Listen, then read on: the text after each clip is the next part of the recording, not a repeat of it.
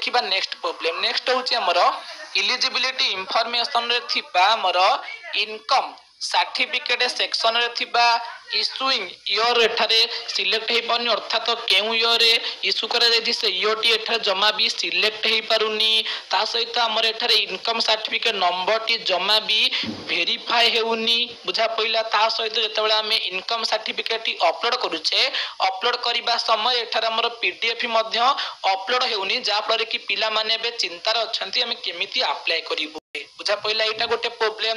ता सहित आ कोन सब प्रॉब्लम रहउची से इलिजिबिलिटी इंफॉर्मेशन रे जेतेबेले हमें कोड जाउचे ना हमर कास्ट सर्टिफिकेट सेक्शन को जाउचे, सेतेबेले एठारे कास्ट सर्टिफिकेट इशूटा जमा भी सिलेक्ट हे पारुनी, एठारे हमर कास्ट सर्टिफिकेट नंबर टी जमा भी वेरीफाई हेउनी। तो एमती स्कॉलरशिप पोर्टल जहाँ भी सब समस्या आसूची 100% तार सॉल्यूशन करके दिया हबो। आपण हमको कांटेक्ट करंतु, आ आपण कमेंट बॉक्स रे कहंतु आपणकर असुविधा केउठी होची, ताहा कमेंट बॉक्स रे निश्चय जणांतु।